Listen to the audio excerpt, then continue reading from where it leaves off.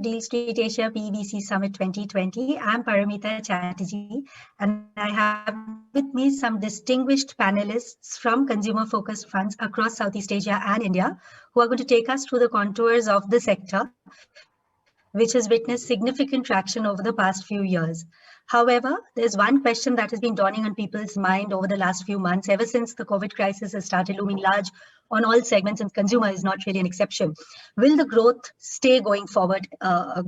Given that at the end of the day, consumer is a lot dependent on the economy of any nation, and also for that matter, the disposable income of people. So on that note, I take this opportunity to introduce you to our session speakers. We have with us Mr. Nicholas Keita. He's the managing partner at Singapore headquartered investment firm Venturi Partners that was launched last year. Prior to this, Nicholas was with Belgium-based family-owned investment firm Berlinvest, where he steered investments in Europe, India, and the US. We also have with us Mr. Deepak Shadad Puri, Managing Director at DSG Consumer Partners, that invests in Southeast Asia and India. DSG is a firm that's known for its investments in hospitality unicorn Oyo and also yogurt brand Epigamia. We have with us also Mr. VT Bharadwaj, General Partner at A91 Partners, that launched its maiden fund that had a corpus of over 350 million last year. Prior to this, VT was with Sequoia Capital, where he steered investments in the consumer, pharmaceutical, and healthcare space. So on behalf of the entire Deal Street Asia, I welcome all of you here on this platform. Thank you so much for taking our time. Thank you for having us. Thank you, Paramita. Thank you once again. So I'll begin with you, Nick, on that note. If you can take us through the growth of the consumer segment across Southeast Asia and India, and in fact, the overarching themes that have lured investors to foray into this segment. Now, why I'm asking you this question is that if we see in the past, while consumer segment has always been a darling for risk capital investors, typically it was the biggies who were investing in it. The private equity firms or venture capitalists who have investments even elsewhere. But over the last few months, there seems to be a shift in trend where consumer-focused funds or consumer-alone funds have come in. So if you can just take us through the growth opportunities and stuff. Sure. I think, we know that about 60% of India's GDP is linked to internal consumption. It's actually the same for Indonesia. And so it's really a big part of the economy. And the consumer space has been growing faster than GDP in India and Indonesia over the last years, and expected to continue to push the growth of the economies going forward. And there was a gap in this part of the world, I think, and Deepak, of course, and VT as well had already a clear focus on the consumer space, but there was a gap really, I'd say, at the growth stage. And so that's why we felt there was an opportunity to create a consumer-focused growth fund with a view of targeting opportunities in India and Southeast Asia, series B2B. And I think what COVID has done is that it's proven that consumer is like COVID resistant, or at least certain parts of the consumer space. Of course, hospitality and a number of others have been badly impacted. But if you've seen, as people have been stuck at home over the last 6 or 9 months, there's been a lot of pent-up demand, and people have been buying more food than before and more fast-moving consumer goods than before. And so I think that's why a number of funds now are realizing, as much as before, there was always a question about are consumer brands capital efficient? Are there really any exits opportunities in this space? I think more and more large funds are realizing that actually consumer is such a large part of the economies in this part of the world that it'd be a shame not to really actively play. And so now what we've seen is not only are there consumer-focused funds, but if you look at a lot of the deals that have happened over the last 6 months in India, because let's not forget that actually the deal spaces remain very active in India and in Southeast Asia. Most of them, a lot of them at least, have been happening in the consumer space. Right. So we have, of course, spoken about the positives and the opportunities that are there in the sector. Talking about the COVID-19 crisis, exclusively, what has been the impact? I mean, overnight, we have seen that it's actually prompted startups to digitalize their businesses without any prior notice. Now, do you think that's the only way, going digital is the only way to cater to consumers today? Or let me put it like this, how important is the synergy between brick and mortar and digital in the consumer segment today? Deepak, would you like to take that up, please? I think it's very important. I think, depending on the product and the category and the business model, uh, the spectrum between, digital only to bricks and mortar only has changed. I think most businesses have realized that at some point they need to go omni-channel because consumers have multiple points of purchase. I think what's happened, if you look at our portfolio during COVID specifically, is that because of the mass closures of and the lockdowns in Singapore and India, the two markets we primarily invest in, companies are forced to go digital. So many of the businesses already had presence in both. They were slightly luckier because they were able to shift resources from offline to online very quickly. But I had a large number of portfolio companies that had zero direct digital presence. So Epigamia Yogurt is one. We have a peanut butter business in the UK. And we were very lucky because of companies like Shopify to be able to launch from scratch a business that could sell to the consumer literally within 4 to 7 days. The question we have today as we sit down on boards and review strategy is we know that digital is an important component of the go-to-market. But as markets opens up, as vaccines come in, as people start going out again, now what component of your business or your distribution should be dedicated to offline versus online? Because if you're a traditionally an offline brand, you need to do something online. But there are very successful D2C businesses that are direct to consumer and digital only. Do they need to go offline? I don't know. It really depends on the product and how you design your brand narrative. Right. I Oh, think that's yes. Anything you want to add on that, please? no, I think it's such a critical question, and I think every board is trying to answer it today. What's important to realize, though, is that as much as we've seen so much growth in the digital space over the last, of course, it was already growing extremely fast in India and Southeast Asia, but even more, I guess, during COVID, and that shift is set to stay and will continue to grow fast. I think we shouldn't realize that the largest part of the consumer space today is still offline. And so companies, and that's always when we look at opportunities in the D2C space, and we've seen so many opportunities and so many companies that have actually done well and showed tremendous growth over the last 6 months. The question still remains as to how big can you get if you're a pure online player in India today? Are you really going to be able to kind of have distribution in tier 2, tier 3, tier 4 cities? Or are you just ever going to be going for that 1-2% in tier 1 cities? And so I think it's a really fundamental question where everybody's gone digital now, but do we need, and I think, VT as well. I think VT, Deepak, and us are actually probably the only that have invested a lot in traditional brick and mortar businesses in India, right? And a lot of people have focused on the D2C side.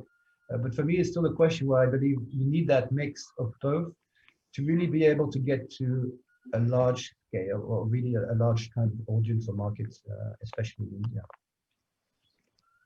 Right. So one key point both of you mentioned is about how online companies are shoring up their offline presence and the latter also happening, the other shift also happening. So VT, do you want to add something on that? How important is the touch and feel experience for consumers?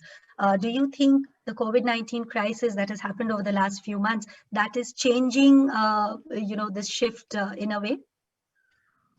Yeah, I think the point goes back to if you're building a brand, I think the critical point is not to get constrained by channel thinking, right? I think the brand, it's of course going to be very specific. So I almost think of it as you're building a brand, which is usually driven by some sharp product differentiation in a category. The category could be a existing category where you're taking on a leader because you have a differentiated product, or the category could be a new category where you're trying to build a category, create a category, and create the need effectively, or at least the awareness of the need in the mind of the customer.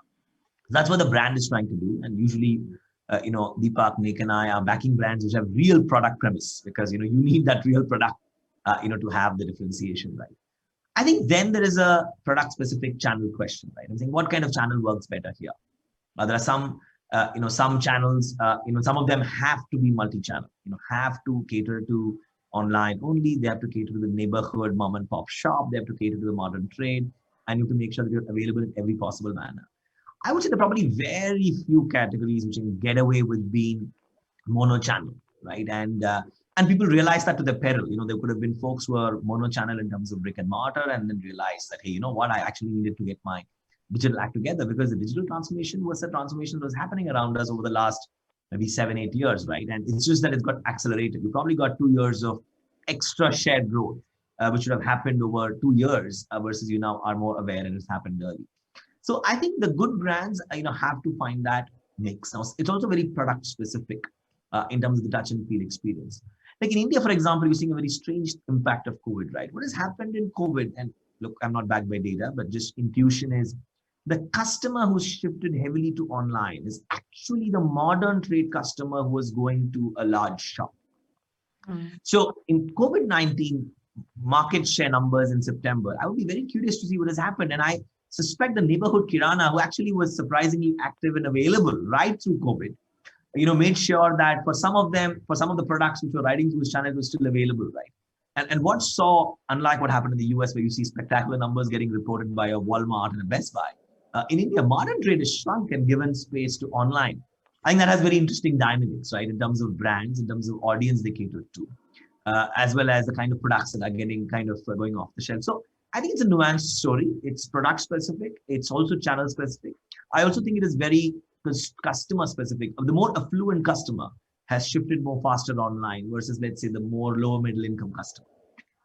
And that has implications, right? In terms of what kind of a brand are you building and which product are you getting. So I think it's very nuanced, and it is going to be very category and product specific. Right. Thank you so much. So on that note, you mentioned about customers shifting online. So as economies rely on the domestic consumption theme, do you see somewhere that the sector will continue to see buyers actually prioritizing a need to have over good to have products and services?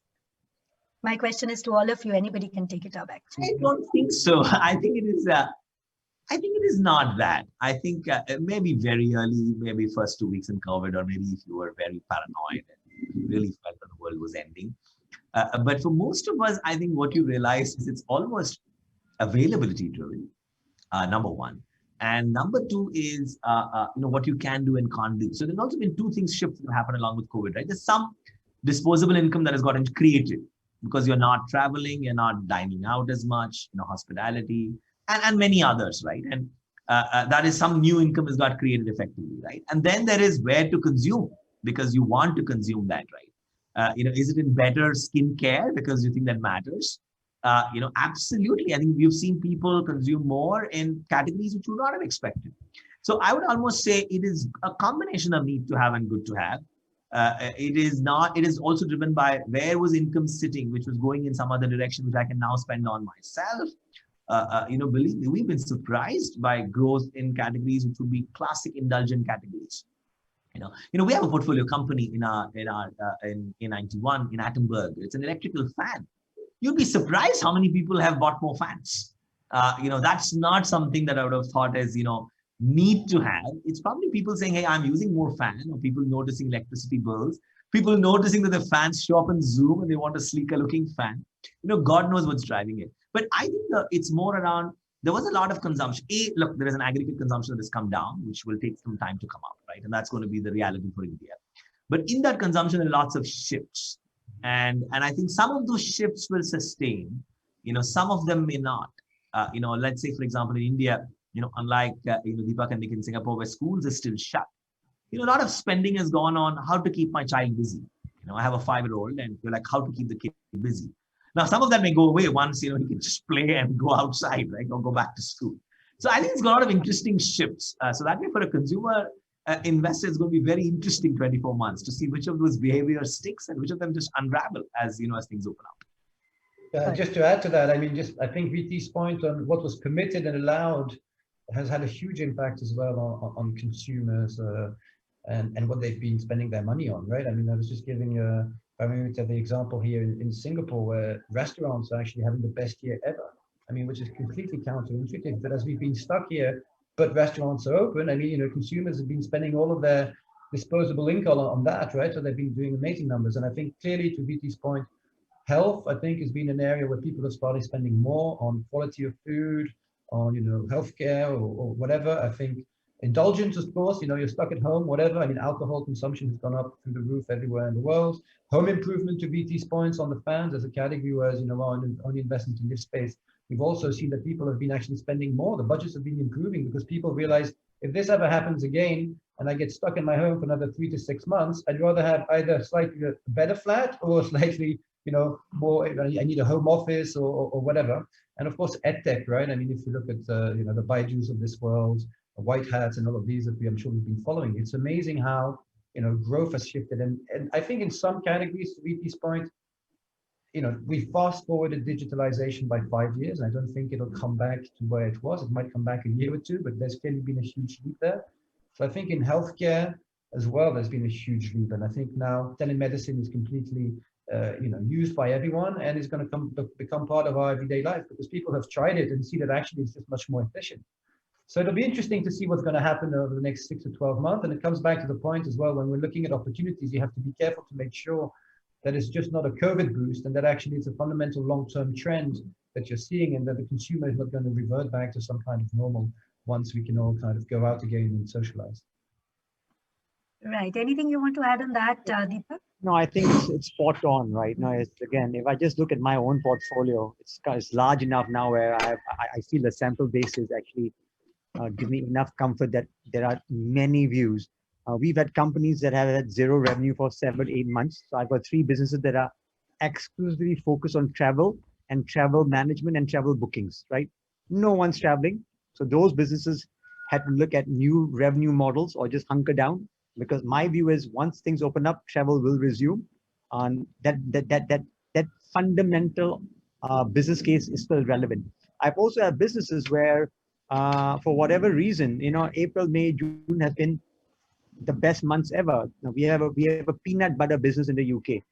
We did 9 months worth of sale in 3 months. We ran out of stock. There were supply chain issues. Why? People are stuck at home. They are baking. No, and again, now as we think of budgeting for the following year, all these companies who had a COVID tailwind are finding it a challenge. They said, what's going to happen next year? Will this pattern of consumption continue? Is it a permanent change because people have rediscovered something? Or is it a temporary change because people can't go out? I think it'll be somewhere in between. And people are spending more money on home, right? Because VT and I, or VT or Sequoia and I have separate businesses in the mattress space. And the purchases of mattresses during COVID are off the charts. Why people are buying mattresses at 3 times the velocity they used to buy it pre-COVID, I don't know. My assumption is they're spending more time at home. They've realized the mattress is not good enough and they bought new ones. But there clearly is a sort of a change in consumer behavior. And that's where my team and I are trying to spend a lot of time at focus groups, because we do focus groups for products anyway. So part of the questions in all the recent focus groups after we finish the product specific questions is, how has your consumption wallet or consumption behavior changed over the last 3 to 6 months? And how will that change going forward, assuming there's a vaccine by next June and you could go out? What will stick, what will not change? Because the rule of thumb is it takes 90 days to create a habit or behavioral change. People have now been forced to change many things. And will you stick to it or not is the question we started asking consumers. And let's see what we hear. Right. So exactly my question on that also, that whether the change or the shift that has happened is here to stay. So on that note, you mentioned EdTech or even healthcare for that matter. Consumer is very vast a segment. We have health tech under it, EdTech, then we have certain kinds of, other products as well. Barring that, the sector is largely linked to the economy of any nation, as I mentioned a short while ago.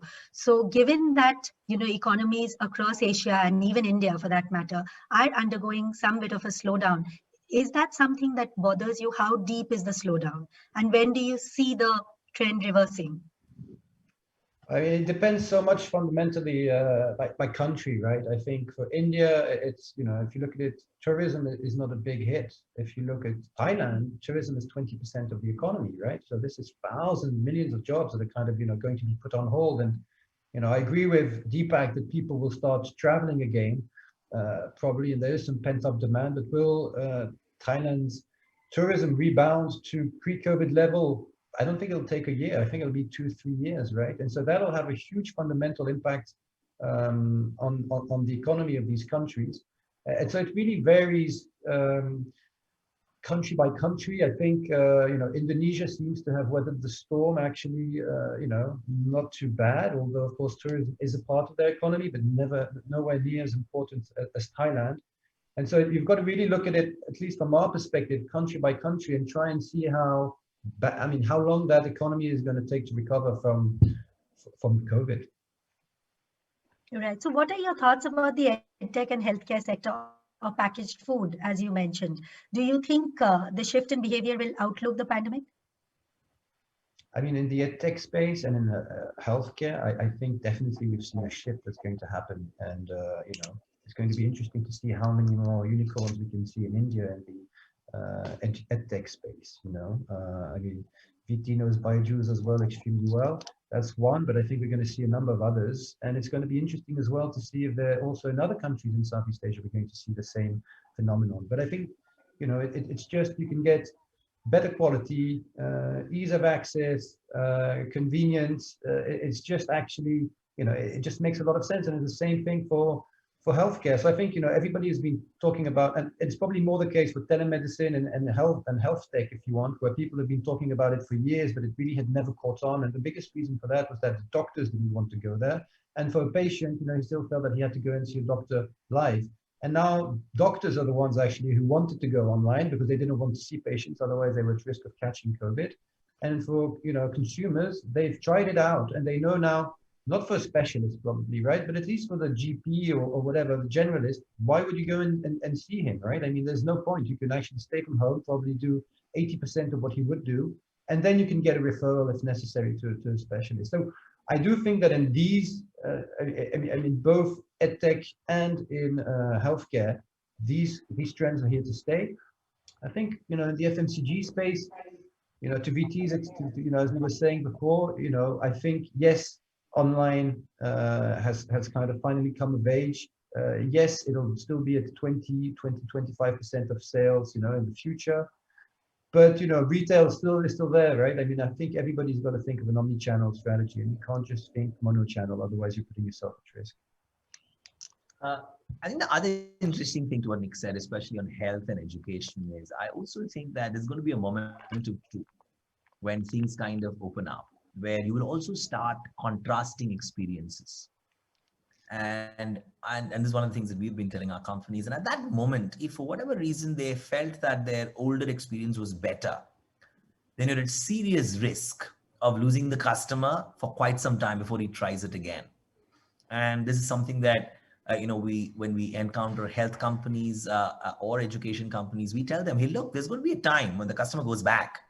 And suddenly if he discovers that if the learning was not that effective, or if the consultation was not that effective, there is going to be, the customer is going to suddenly, because see, earlier this experience would have slowly crawled on them. So they may not have been able to make out the difference. And now you've had a 6-month lab test, right, where you've tried it, right? So how much online coaching are you doing? How much of physical coaching were you doing? Are you going to compare and contrast? And there's going to be a moment of truth, and it's going to be very specific to each product and each experience, right? So if you had an online baking class, you're going to compare and contrast it to a live baking class. And then you're going to ask yourself, where did I learn more, right? So I think that is going to happen. And that's going to be very interesting, because that's when you will find out that some of them actually make sense to stick. To Deepak's point, the habit was a good habit to form. And some of them you say, hey, you know what? I thought this habit was a good habit, but it's not as effective. And I'll give you an example, right? I've just done a board meeting in person. And yesterday, and I did Zoom meetings, for the prior board meeting or the prior 2 board meetings, and then suddenly you're able to contrast the experience and say, you know what? Hey, Zoom was very effective for this, this, and this, but for doing this, I need to show up, because you suddenly realize that some conversations are easier on Zoom and some are not that easy on Zoom. So I think that is going to happen, and that's going to be interesting as well, especially on whether it's teleconsultation, online learning. I think we're going to see some of that moment of truth which customers are going to experience over the next few months. Yeah, you forget, right? Humans are social animals. We are consumers. People forget the psychology of being human. So we spend a lot of time trying to understand. Since everyone's talking about education. Let me give you an example of college placement. Okay, you're a parent, your kids are 17 or 18, they're going to college. COVID hits. Do we send them? Do we not send them? If they are already there, do we bring them back? And I have lots of friends who are in between. Some have sent the kids. Some kids are at the same college learning but from home. When you actually ask them, why did you send them to college? 95% said it's not about the curriculum. It's not what you learn. It's about the experience of going away to a foreign country, spending time with people of different nationalities, and having 3 years to form a view of the world which is independent. You cannot do that online. Okay. The second big reason why people send people away to college is they want visas to work abroad. So whatever we think of India, India is shining. Forget about the big tier 1 cities. A lot of the tier 2 and tier 3 cities. Think of Punjab, for example, because I know the kids I'm talking about. The main reason of applying for college whether it's Australia, US, UK, is a function of whether they'll get a work visa after they graduate. They actually don't care which country they go to. So they're avoiding the US because you can't get a work visa. We're happy to go to Canada. You know what? Part of their intent is, after my education, I want to spend time and live abroad.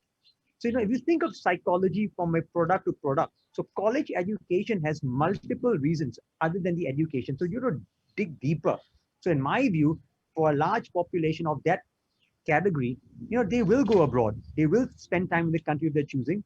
And the primary reason might be to spend 10 years there. So there needs to be a consumer offering that continues to deliver that. No, and I'll give you an example. And I'm on the other spectrum with a 5-year-old and a 3-year-old.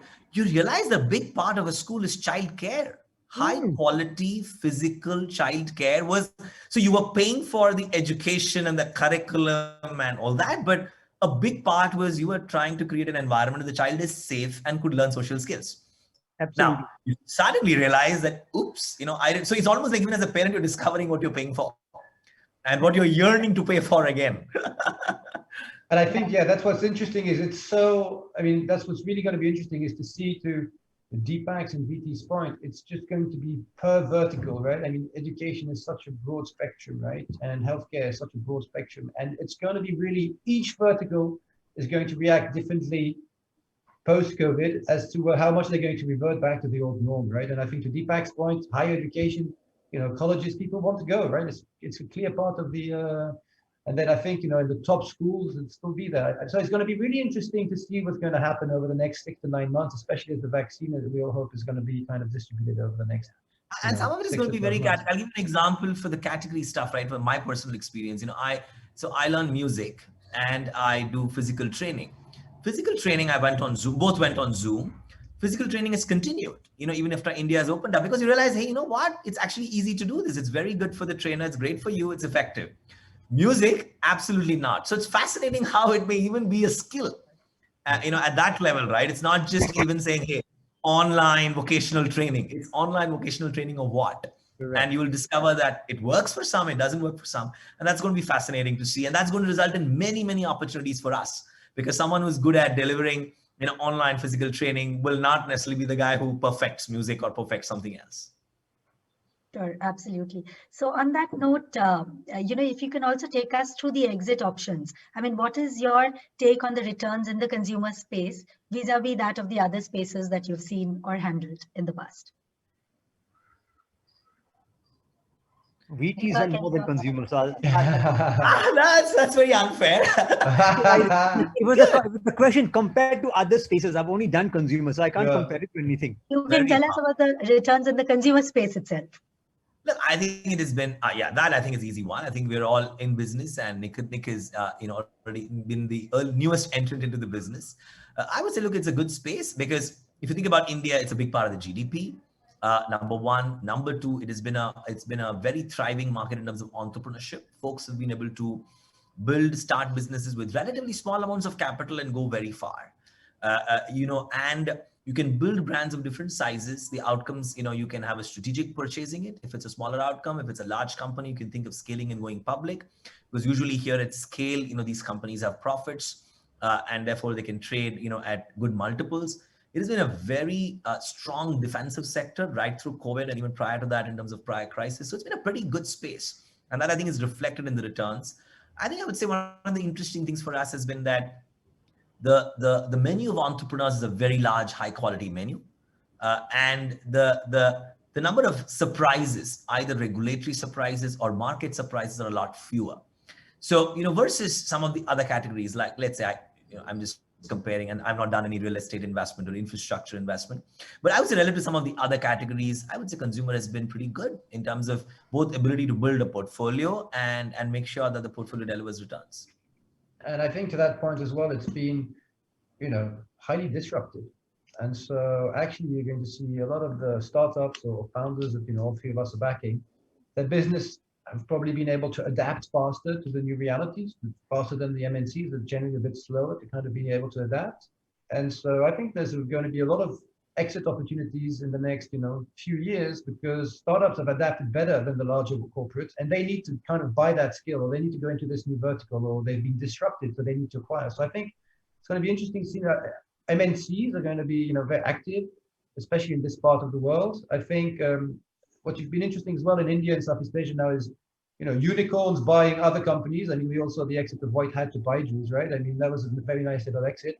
And I think we all hope, right? And, question to VT, I guess, who's kind of, the best view on that. But I do hope one day or within the next 3 to 5 years, the Indian IPO market will come of age, right? And I think consumer will be a great opportunity because there are not that many big consumer players in the currently in India, right? So it's going to be interesting to see how that all plays out. But I think, yeah, I mean, it's such a large part of the GDP that clearly, it's going to be, we're going to see some interesting exits over the next few years. I mean, not much to add, right? I think the only perspective I'll share is I spend maybe more than Nick and VT, I don't know. I spend a lot of time speaking to global MNCs on a very regular basis. So whether it's Nestle, Unilever, Kellogg, Mars, I spend more than I should sometimes speaking to the very large MNCs, and I've been doing it for the last 10 years. What changed at the board level is the velocity at which they're acquiring brands and the velocity at which they're acquiring smaller brands. They have now accepted that disruption is coming and coming hard, and that innovation does not happen quickly enough within those large companies. It just doesn't. They can't make decisions as quickly as we can at a startup, at Sula or Epigamia or Raw or Viva. We just, 4 of us meet and we make a decision, and the next day we change the playbook, right? The big companies can't do it. Number one. Number two is India is strategically very important, and they are all looking to acquire. So I think you're going to see a lot more acquisitions in the next 5 years. And I also think, you're going to start seeing Indian MNCs, not MNCs, Indian large CPG companies starting to do this more aggressively. Historically, they have not. So, I mean, when Marico bought Beardo, I was quite impressed. I'm like, Yeah. I was like, Very and what they've done with it, Exactly. Deepak, fantastic. Pre and post, they've showed how you can take a brand with authenticity, use the distribution muscle, and grow it, right? Nestle and Unilever have been doing it very regularly. So don't be surprised. You're going to see a lot more of them, Indian and global, acquiring much earlier and much more often. Sorry, go ahead. No, that's it. You can see it happening. The boards have signed off on it. The M&A guys are running around looking for targets. But I think it's going to be interesting as well, because depending on what category you're investing in, you're looking at different exit scenario of possibilities, right? I think, in some of the brands in which we've invested together, Deepak, the MNCs or whoever are going to come in when they're valued between 300 to 500, right? Or, they're not going to wait for them to be like, unicorns, because then it's just too expensive for them, right? So there's going to be, slightly earlier exits. And then for others, once you reach 1-2 billion, if you reach 1 or 2 billion in the education space, there are not many people who can buy you out, right? Because I think there's a lot, and so it's going to be interesting. You're going to see different types of exits depending on the industry in which you're in. I'll come back to the fundraising bit. I mean, Ventury has been on road to raise about 150 million, and it is about to make its first close to the tune of 85 million, I believe, in January.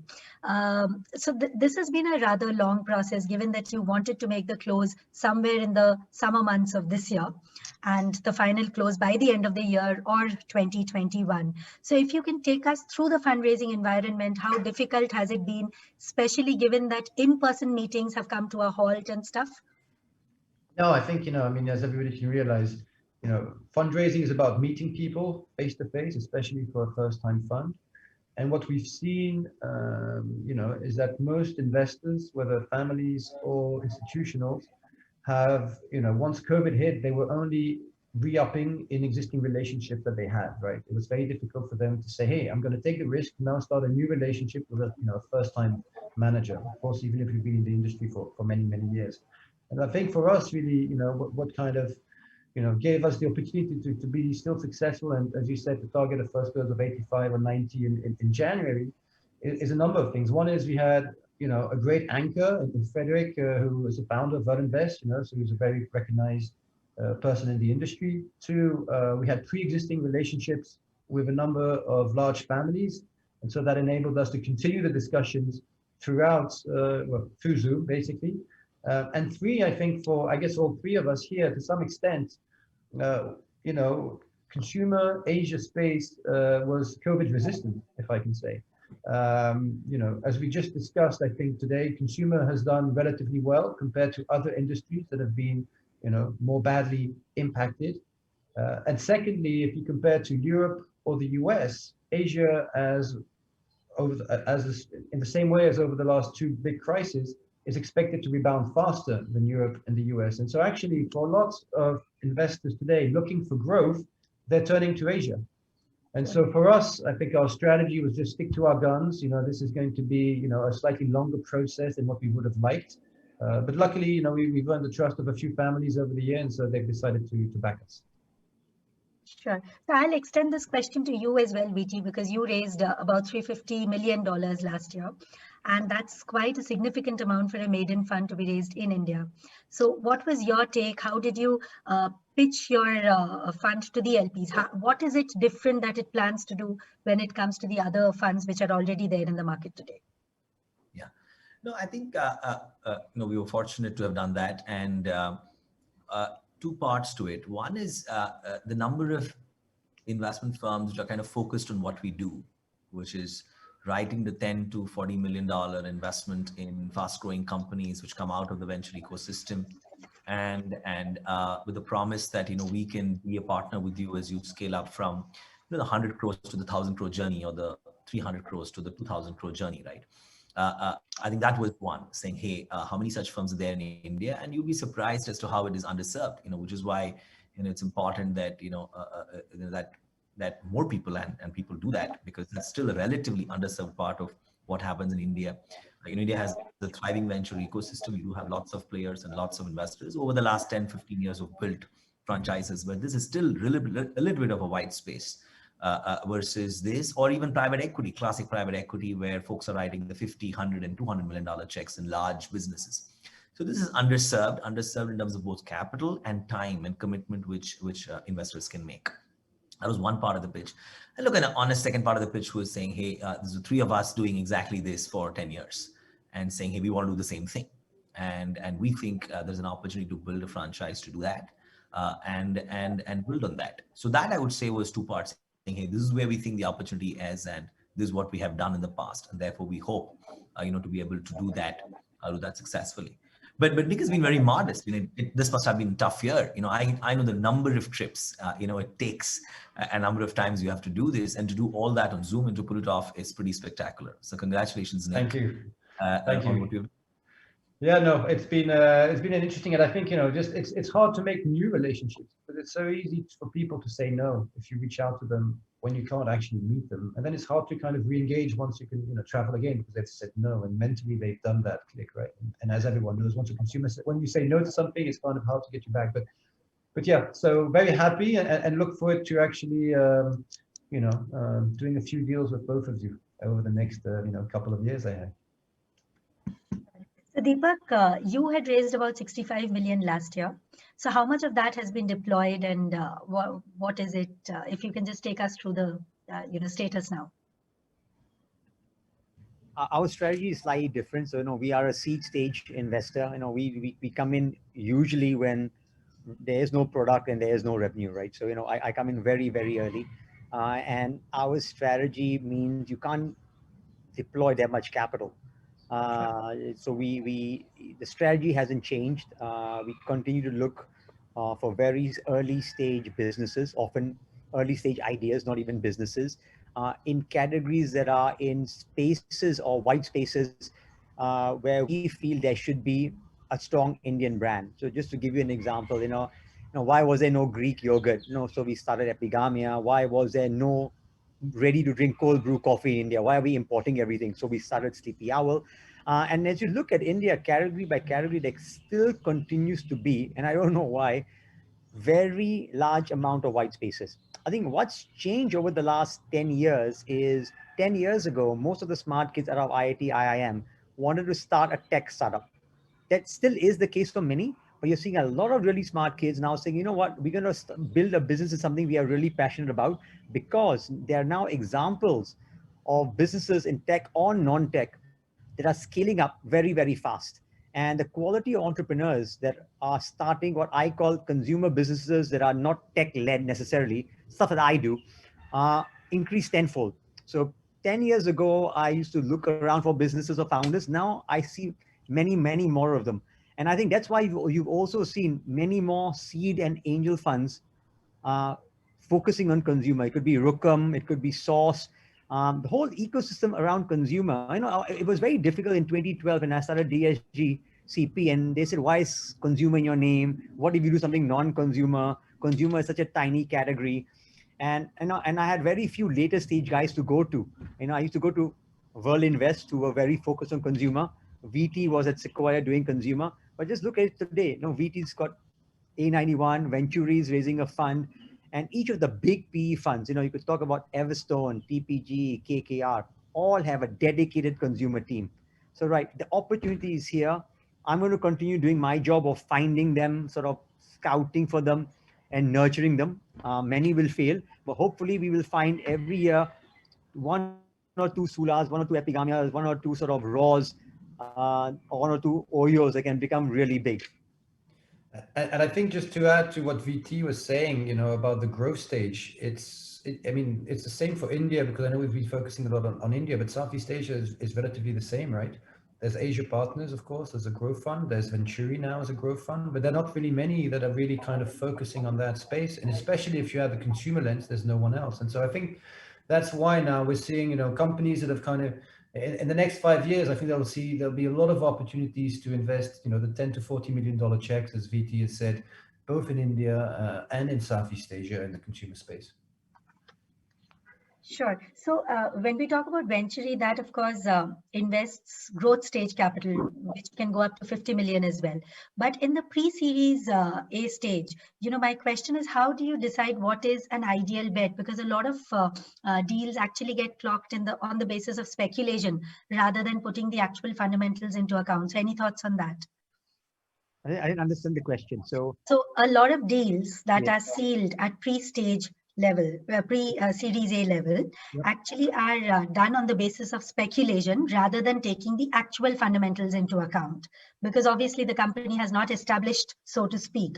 So how do you decide on an ideal investment at that stage? It's not a speculation, right? So this is what I do. So I mean, many of the companies I back, I'll give you an example of Viba.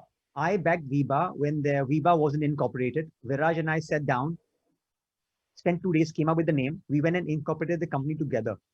It wasn't a speculation. We had a hypothesis that the quality of condiments and sauces in India was very average.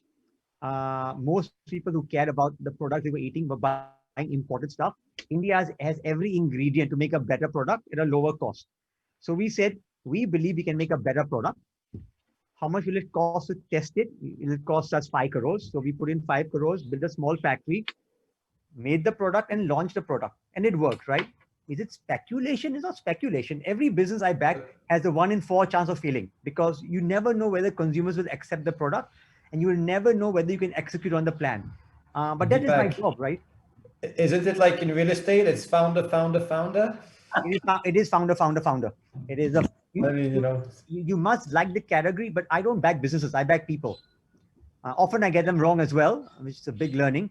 But I think, I think where there is speculation, Mike, if I get your question right, where there is speculation is once one company in a sector works. I mean, OYO is an example, Viva is an example. You get 10 more source companies, you get 10 more. Then I think is, there is no space for 10 of them doing the same thing. But if you're actually working ground up and you think you have a niche opportunity, us as seed investors go in with our eyes open, and we know, I feel bad, for the 20 companies in Fund 1, 5 have shut down, and maybe 4 or 5 more will shut down.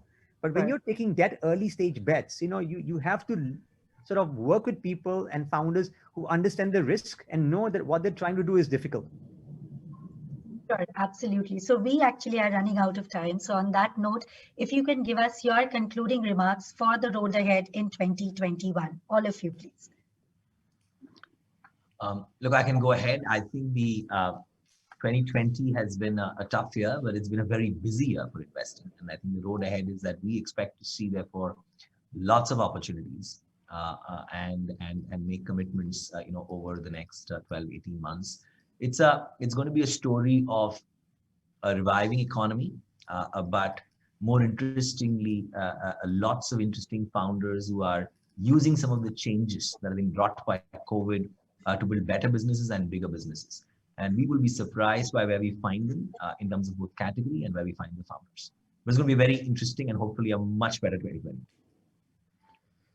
Yeah, I think for me, to VT's point, I think lots of opportunities, especially in the consumer space. It's going to be very interesting to see, as we've been discussing today, what the consumer comes back to, right? I mean, we know how they've been behaving, but what will they revert back to? What will become the new normal across all of these industries and across all of the different sub-verticals we've been discussing today? And I think 2021 is a year where Asia is going to be again seen as the engine of growth for the world. And so I think Asia should rebound faster than Europe, faster than the US. They will have their own issues. And so looking forward to that and to really Asia coming of age and the consumer story, really coming of age in Asia over the next year, but also over the next decade. I think the velocity of new brands that are going to capture significant market share is going to increase, right? Viva and Epigamia and Raw did not exist 10 years ago. In fact, Viva existed only 7 years ago. Raw and Epigamia are not even 5 years old, right? You're going to see many, many new brands come in and capture very large market shares. The opportunity is it's a 20-year play. And I'm very excited.